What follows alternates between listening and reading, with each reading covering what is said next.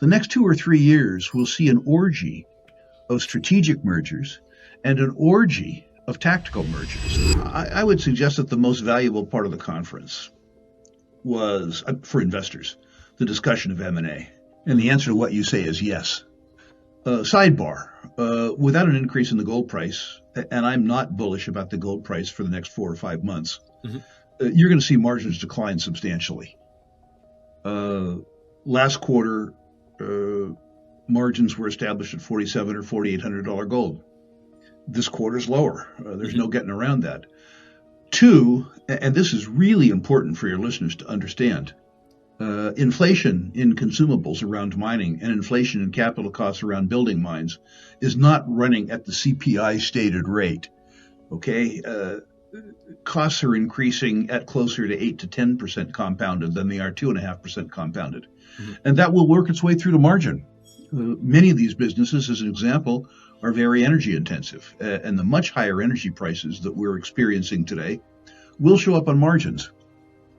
The second thing, and we talked about this at the conference, it is likely 4 or 5 years ago, during periods of lower gold prices, that companies were mining grades that were substantially above their average recovered grade over the life of mine, which is a fancy way of saying they were high grading. Yep.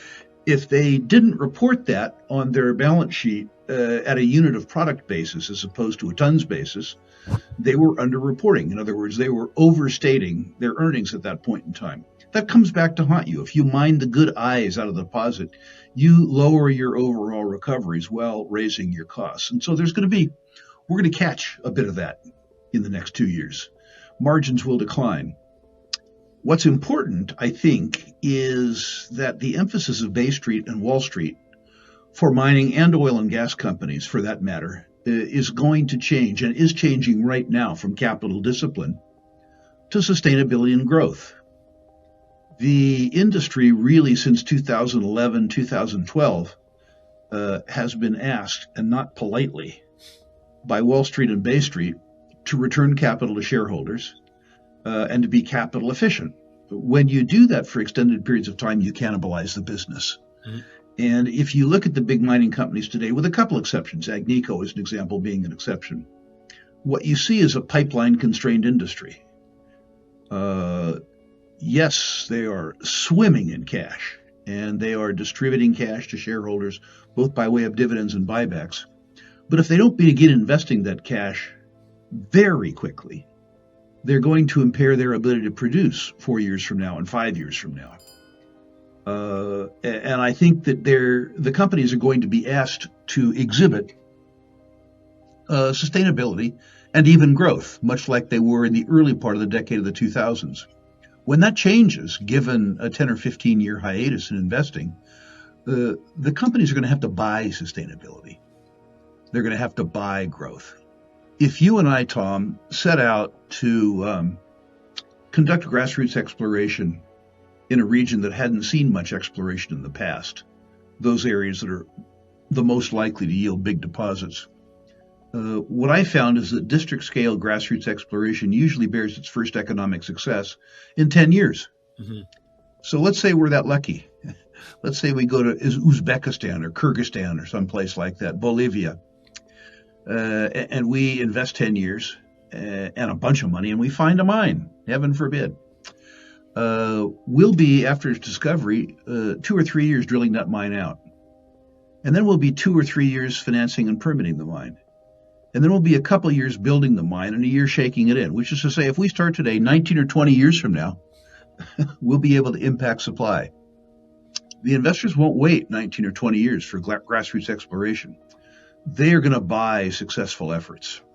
So the companies that enjoy premium market valuations, which is to say higher share prices and lower cost of capital, will take over the companies that enjoy a higher cost of capital or a lower share price valuation. If value arbitrageurs like you and I don't arbitrage the value differentials out of the market, the big companies will take over the little companies. Single asset producers are always viewed by the market justifiably as riskier, because if something goes wrong with their one mine, they're toast for a while. Mhm. You eliminate that discount when another single asset producer takes them over or a multi-asset producer takes them over. So the single asset producers with high quality assets likely get taken over. The laggards in the market that might have one good asset and two or three assets get taken over too, because the acquirer can sell the two or three second tier assets to lower the cost of acquisition of their tier one deposit. And those rare, high quality, big exploration successes will be sold for absolutely eye popping multiples. The same phenomenon that existed in the 1998 to 2004 timeframe.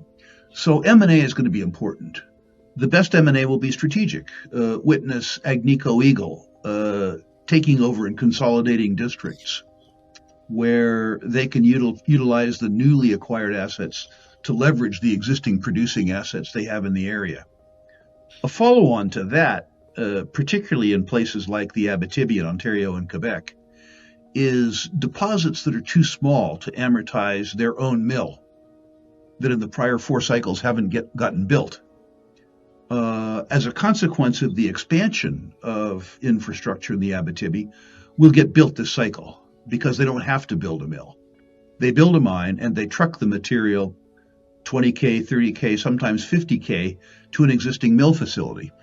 If you take $250 or $300 million out of the upfront capital cost, some of those deposits with $500 or $600 or $700 million MPV get built because the upfront capital cost is lower. Then there's a different type of acquisition, which is to say a tactical acquisition. The merger between Orla and Equinox is one such merger. There's almost no operating synergy between their assets. But by merging these two companies, you create automatically a new major, a 1 million ounce producer. The larger company enjoys greater trading liquidity. They enjoy index inclusion, which means they enjoy passive ETF buying, which means they lower their cost of capital. The next 2 or 3 years, we'll see an orgy of strategic mergers and an orgy of tactical mergers. Warren Buffett noted the human propensity towards gambling and hope. Mm-hmm. The propensity of humans to feel as opposed to think. Feeling is easy. And there's no shortage of very good dreamweavers in the junior market. People who talk about higher gold prices as though it were a locked inevitability, and then try to convince you that as a consequence of higher gold prices, their company, which has no gold, should go up. And I think, unfortunately, we've proven this, I think, in the rural classroom. In order to speculate successfully, you have to work hard. And you have to think, not feel. People don't like that. It's easier to feel. Mm-hmm. It's not easy to think. When I tell people at the conference that the number of junior mining stocks in their portfolio should correspond exactly with the number of hours per month that they're willing to work, I see very disheartened looks on their faces. There are no shortage of people. Tom, you know I've graded tens of thousands of portfolios in my time. There are no shortage of people that own 40 or 50 gold stocks or mining stocks that work 2 or 3 hours a month. Mm-hmm. That's the equivalent of Doug Casey's old joke about got a hunch, bet a bunch. It doesn't work, but I think it is responsible for the plethora of nothing nowhere juniors. First, the CPI. And let's deal with the theme before that, which is to say people would rather feel than think. People don't want to calculate the rate of deterioration of their own savings relative to price levels. I equate the CPI with the CPLI, which is to say that the CPI, I think, is an extraordinarily unreliable measure mm-hmm. of the deterioration of the purchasing power of the dollar. But it's easy, so people tend to gravitate to it. I asked you in a prior interview to ask your listeners to calculate the price of the basket of goods and services that they consume in the year 2020 versus 2026, and tell me whether they believed that the purchasing power of their dollars had declined by only 2.5% compounded. Price of gasoline doubled. In the United States, the price of healthcare and health insurance doubled. Rents more than doubled. Margin, margin debt in terms of the percentage charged doubled. And yet they say that inflation measured by the CPI is only going up 2.5%. Importantly, that index, when it's inconvenient, doesn't include food or fuel. What use to you is an index that doesn't include lunch or tax? So the first thing I should say is that people are reacting to an unreliable statistic. But the statistic that is important is the fact that higher nominal interest rates in the U.S. relative to other parts of the world make the U.S. dollar relatively more attractive than other fiat currencies. A stronger U.S. dollar and higher nominal U.S. interest rates are very hard on gold. They're hard on gold because gold is denominated in dollars, and they're hard on gold too because gold does well when people are concerned about the maintenance of their purchasing power in U.S. dollar savings products.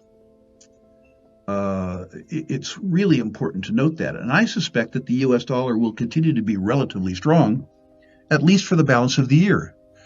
I don't think that Warsh is under any particular immediate pressure to, again, artificially depress interest rates in the United States, which suggests to me that capital will continue to flow into dollars, and that for people who don't consider the CPI, which is the vast majority of humankind, that when they look at the yield available on, say, the U.S. 10-year Treasury at 4.6, they say, well, 4.6 is better than 3. Perhaps I'll save in U.S. Treasuries. If people put down feeling for a minute and thought, then they would discover that getting paid 4.6 in a currency that's depreciating at 8% a year isn't making 4.6. It's losing 3.5. And if you lose 3.5 a year for 10 years, you have lent the U.S. government $100,000, and they've given you back $50,000 or $55,000 in purchasing power. But most people prefer to feel than to think. And I suggest that dichotomy will continue for most of the next 6 months.